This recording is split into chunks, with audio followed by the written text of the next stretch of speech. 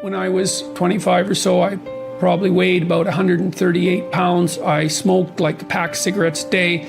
I drank tremendous amount of alcohol. I was from northern Alberta, this rough little town up in northern Alberta called Fairview, and there were long winters there, and my friends were heavy drinkers, and most of them dropped out of school by the time they were 15 or 16, went off to work on the oil rigs, and it was a rough town, and we drank a lot. And I started when I was 14,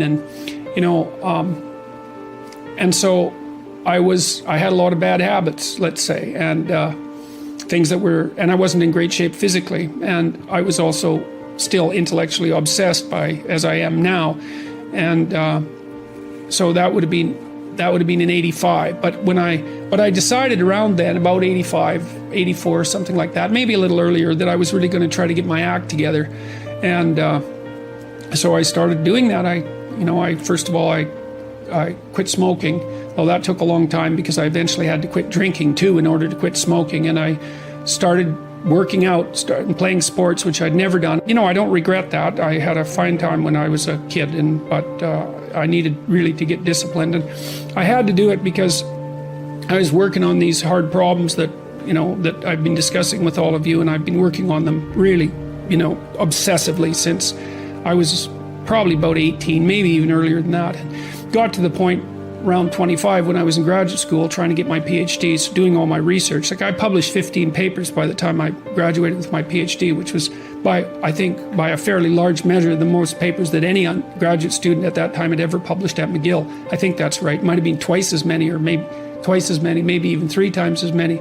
And at the same time, I wrote Maps of Meaning, which was a terribly difficult thing to do, because I was writing about 3 hours a day doing that, and I couldn't do all that and continue with my misbehavior, my sort of, what would you say, my hedonistic, my massive hedonistic consumption of alcohol and all of that. I just couldn't keep it up, and also work seriously on the issues that were at hand. So, I had to stop. That's a sacrifice. I had to stop messing about and straighten myself out. You're actually tougher than you think. You never knew that. And maybe you didn't want to take on the responsibility because, people play a role in their own demise, so to speak. When you had opportunity to go out and explore or withdraw because you were afraid, you chose to withdraw because you were afraid. So it's not only that you were overprotected often, it's that you were willing to take advantage of the fact that you were overprotected and run back there whenever you had the opportunity. So maybe you're a kid in the playground, right, and you're having some trouble with other kids, and in the back of your mind, I should deal with this myself, but you go and tell your mom and get her to intervene. And that that's not right. That you're breaking the social contract, but it's easier, and so that's what you do. You run off to an authority figure and hide behind the Great Father, right? Roughly speaking. Well, the problem with that is you don't learn how to do it yourself. So then you have to relearn it painfully when you're 40. So then you take people out. You say, well, what are you afraid of? Rank it from 1 to 10. So 10 is, we'll make a list of 10 things you're afraid of. The thing you're least afraid of, we'll call number 10. So we'll start with that. Okay, well, I'm afraid of elevators. Okay, well, let's look at a picture of an elevator. Let's have you imagine being in an elevator. Let's go out to an elevator and let you watch the terrible jaws of death open, because that's how you're responding to it symbolically, right? And you're going to do that at the closest proximity you can manage. You find out, you go do that, it works. You're nervous as hell, especially from an anticipatory perspective, shaking. You go out, you stop, you watch it happen, and you actually calm down. You do that 10 times and it no longer bothers you. Well, what you've learned that you didn't die, but more importantly than that, you've learned that you could withstand the threat of death. That's what you've learned. And then you move a little closer, and then you move a little closer, and then you move a little closer, and finally you're back in what's no longer the elevator from a symbolic perspective. It's a tomb, right? It's a place of enclosure and isolation. And you learn, turns out I can withstand that. And then you're much more together, much more confident. And that's often one of the things that often happens in situations like that. I've seen this multiple times, is that if you run someone through an exposure training process like that and toughen them up, they'll often start standing up to people around them in a way they never did before. I know you stated in the last lecture that the importance for setting aims in life and to kind of have goals to work towards, right? So my question was, how do you do that if you don't know where you want to go? Because that's kind of where I got stuck on your future authoring program. Okay, that's a good question. That's a really good question. So there's this notion in the Old Testament that morality is following a sequence of prohibitions. There's a bunch of bad things you shouldn't do, and then basically you're good enough. And I think there's wisdom in that. I think that's kind of where children start, right? I mean, I love children and all that, but they're crazy little creatures, and they need to be, civilized. And partly what you do is you lay prohibitions on them, and mostly what you're trying to do is lay prohibitions on them for the behaviors that, if they manifested, would make their life miserable. So this is why this thing that I've said to people has become this crazy internet meme, but that's to clean up your room, and which is a lot better and more useful than people think. It's a lot harder too, but the first thing you do, I think, and I learned this in part from Solzhenitsyn when he was trying to iron out his soul when he was in the Gulag, because he was trying to figure out how he got there, how he contributed to how he got there. Not Stalin and Hitler, even though they were kind of to blame, but there wasn't much he could do about that.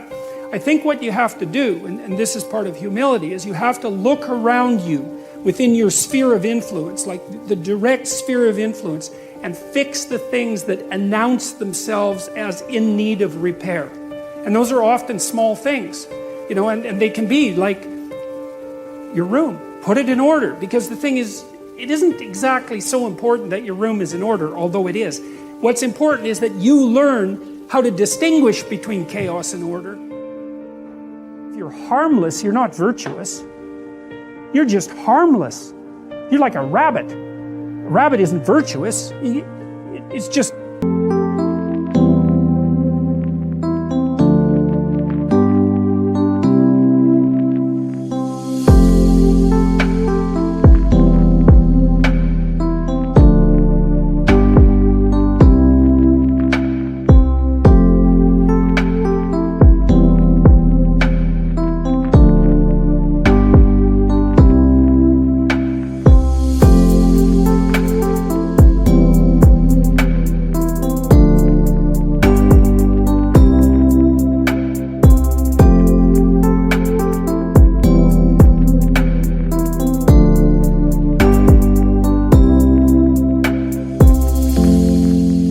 just can't do anything except get eaten. It's not virtuous. If you're a monster and you don't act monstrously, then you're virtuous. But you also have to be a monster. Well, you see this all the time. Harry Potter's like that too.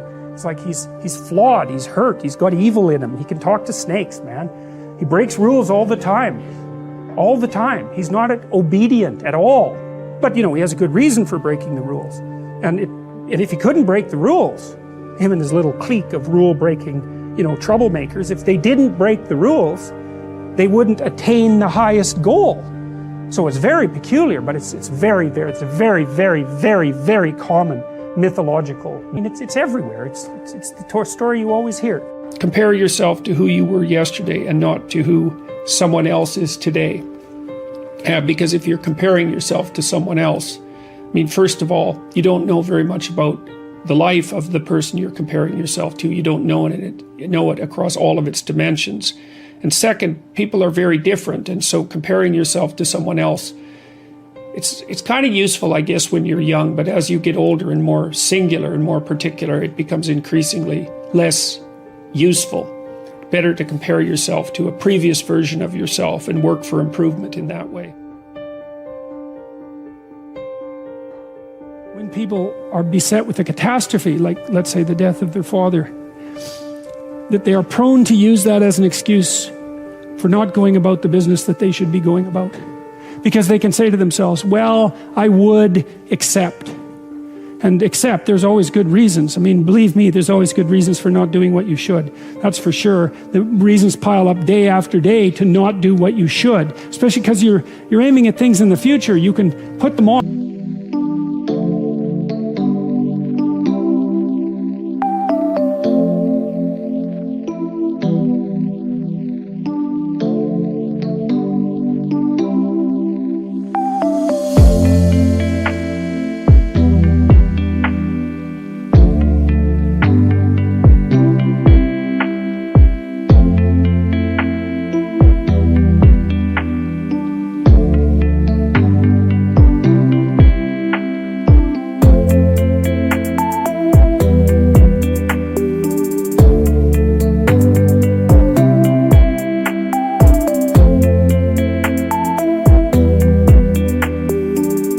definitely, right?